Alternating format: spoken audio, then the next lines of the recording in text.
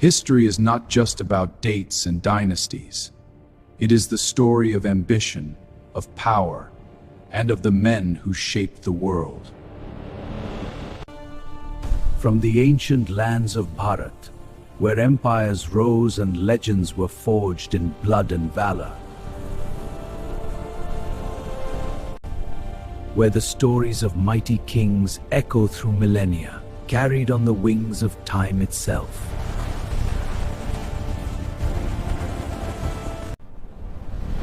One channel dares to unroll the sacred scroll of history and bring those stories back to life. Historical Chronicles, where ancient legends live again. Today we journey into the heart of the Gupta Empire, to the story of its greatest conqueror. This is the story of Samudragupta.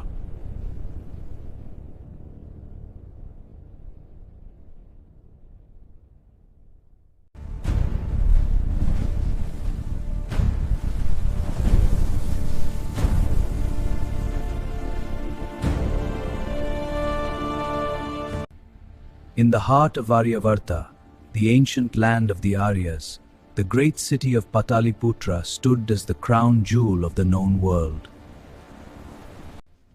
King Chandragupta I, founder of the Gupta dynasty, had built an empire stretching across much of northern India. His queen Kumaradevi of the great Lichavi clan was a woman of regal beauty and formidable wisdom.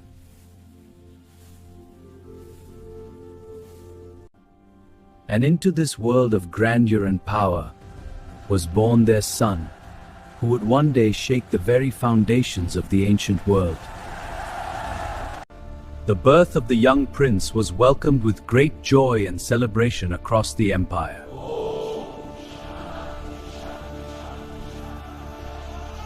The royal astrologers studied the heavens that night and proclaimed that the stars had aligned in a formation seen only once in centuries.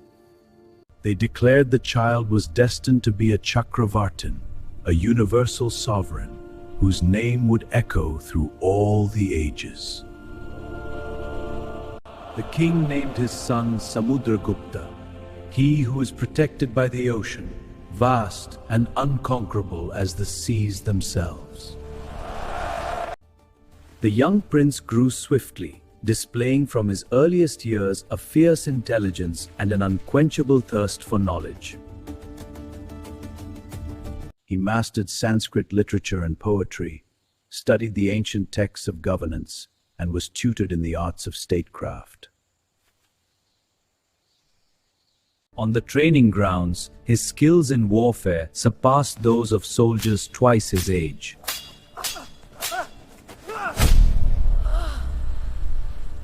Yet he was no mere warrior. He possessed a poet's soul and a musician's heart, gifted on the veena, the sacred instrument of the gods.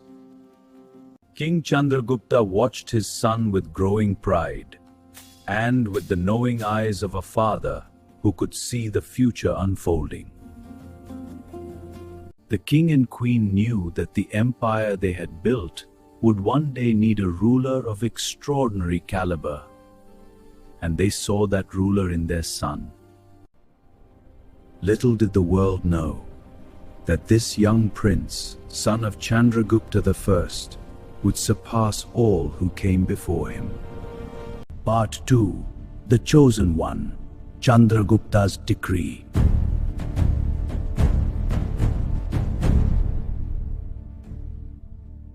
Chandragupta I, aged but magnificent, entered the hall for the last time as the supreme decision-maker of the dynasty.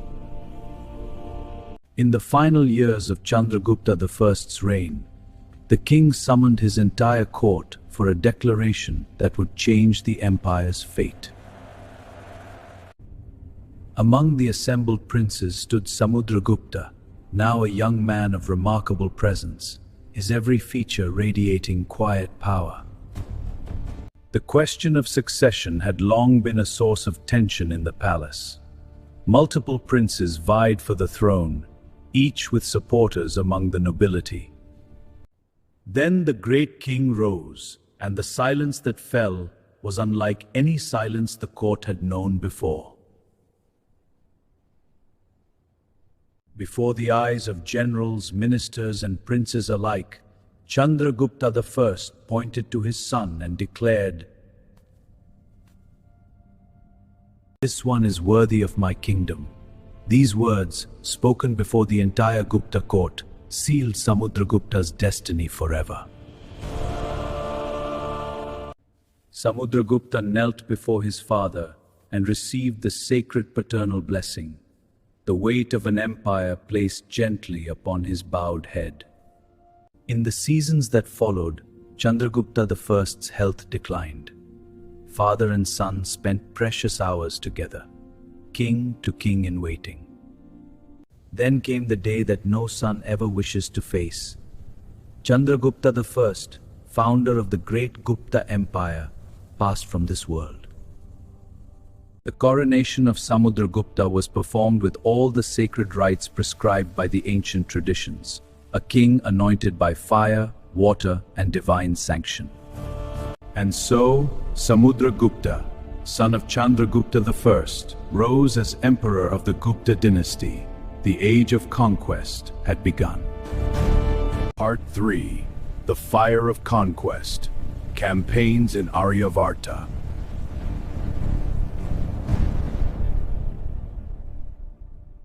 The Allahabad pillar inscription, written by his court poet Harisena, records for all eternity the military campaigns of Emperor Samudragupta. Harisena, the poet and minister, would chronicle Samudragupta's conquests in verses so vivid that they have survived to this very day. Samudragupta set out on his great Digvijaya, the conquest of all directions, beginning with the kingdoms of Aryavarta, the northern heartland. The kings of Aryavarta were powerful men who had never known subjugation. They laughed at the young emperor's demands of submission. Samudragupta was not a king who watched battles from afar. He fought in the front lines, his personal valor inspiring his soldiers to feats beyond their limit. King Rudradeva was the first to fall before the emperor's advance. Utterly uprooted from his throne, his kingdom absorbed into the growing Gupta domain. One by one, the kings of Aryavarta fell before Samudragupta. Matila, Nagasena, Chandravarman, Ganapatinaga, 9 kings in all according to Harisena's account. Unlike mere raiders, Samudragupta's policy in Aryavarta was total absorption. He uprooted these kings permanently and incorporated their lands directly into the Gupta Empire. Harisena, the poet and minister, would chronicle Samudragupta's conquests in verses so vivid that they have survived to this very day. Even in the midst of his relentless campaigns, Samudragupta never ceased to be the poet king, finding in music a refuge from the world of iron and blood.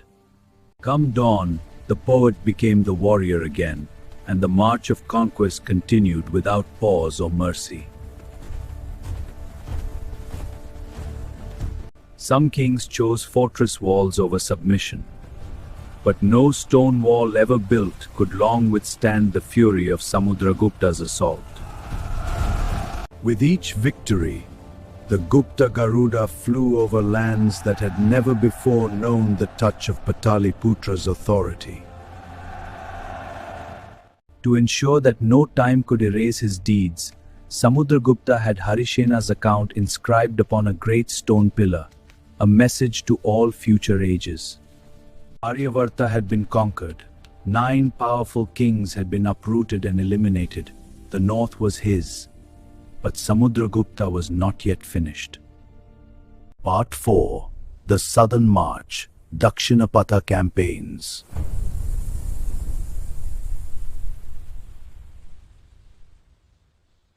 Having consolidated the north, Samudragupta now turned his gaze southward, toward the Dakshinapatha, the great southern route into the kingdoms of the Deccan and beyond.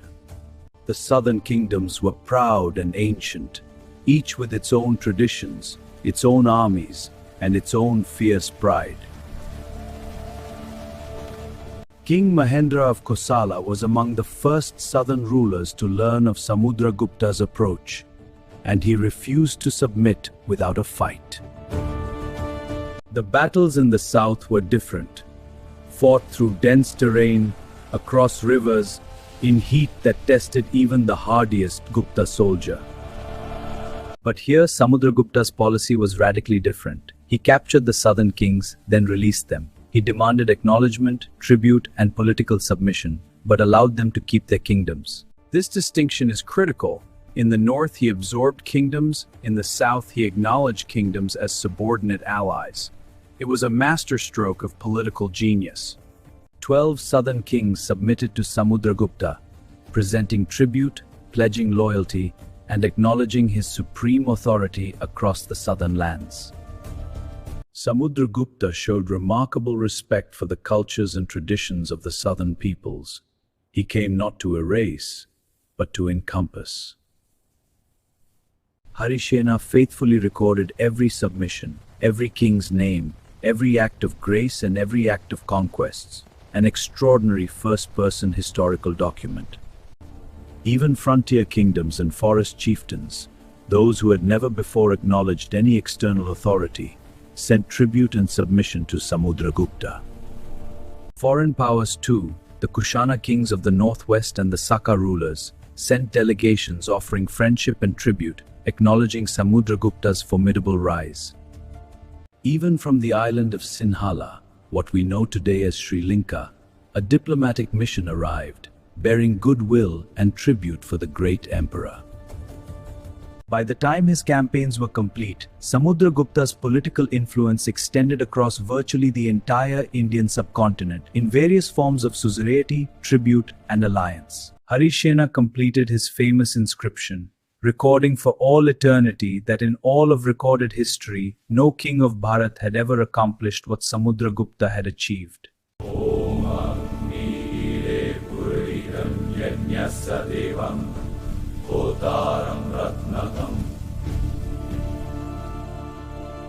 To formally declare his supremacy over the Indian subcontinent, Samudragupta performed the most ancient and prestigious of all royal rituals, the Ashvamedha Yagna, the horse sacrifice. A specially chosen sacred white horse was ritually consecrated. This horse, according to ancient tradition, would wander free for 1 year across the land. The Ashvamedha horse wandered across the land for a full year, and any ruler who intercepted the horse was declaring war against the emperor himself. Where the horse was challenged, Samudragupta's forces responded swiftly.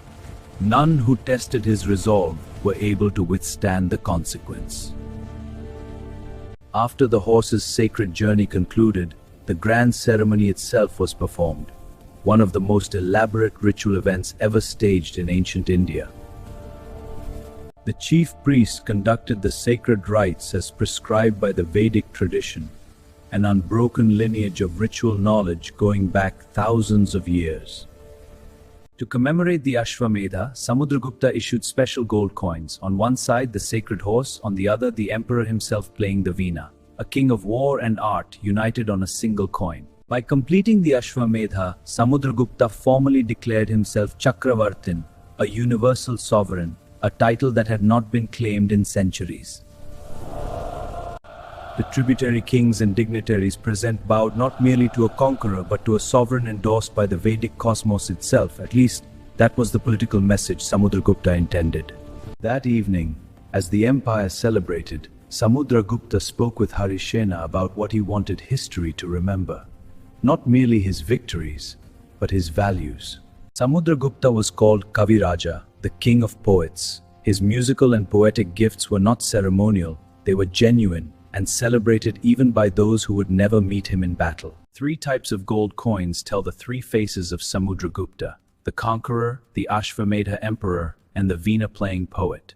3 faces, one extraordinary man. Samudragupta was acutely aware that empires are remembered not only by what they built, but by what they recorded.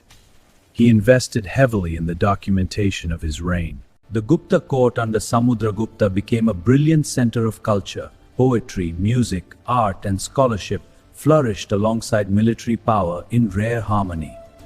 The Ashvamedha coins became the most powerful statement of Samudragupta's era, spreading across trade routes, treasuries, and distant lands as proof of his imperial authority. Part 6. The Poet King. Legacy of Samudragupta.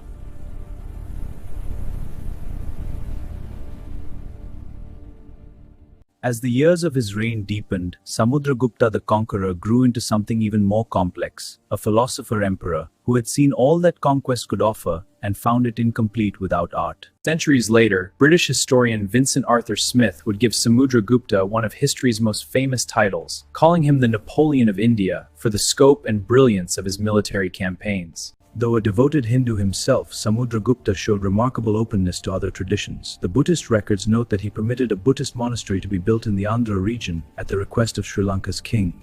When the king of Sri Lanka, Meghavarna, sent envoys requesting permission to build a Buddhist monastery near Bodh Gaya, Samudragupta granted it. This monastery became famous throughout Buddhist Asia. Under Samudragupta, the Gupta Empire became a cradle of civilization. Trade flourished, sciences advanced, and the arts reached heights that would define Indian culture for centuries. By the time of his death, likely around 375 CE, Samudragupta had ruled for approximately 4 decades, one of the longest and most consequential reigns in Indian history. The Allahabad pillar still stands today in Prayagraj, India, Harishena's inscription still legible upon its surface, one of the most precious historical documents of the ancient world. And so the story of Samudragupta, the Napoleon of India, the king of poets, the conqueror of a continent, passes into the great river of history, still flowing, still shaping the world we live in. Thank you for joining us on Historical Chronicles. If this story moved you, share it so that Samudragupta's name reaches every corner of the world he once dreamed of ruling. Samudragupta's extraordinary saga reaches its conclusion. Yet the epic story of India's greatest emperors continues next on Historical Chronicles.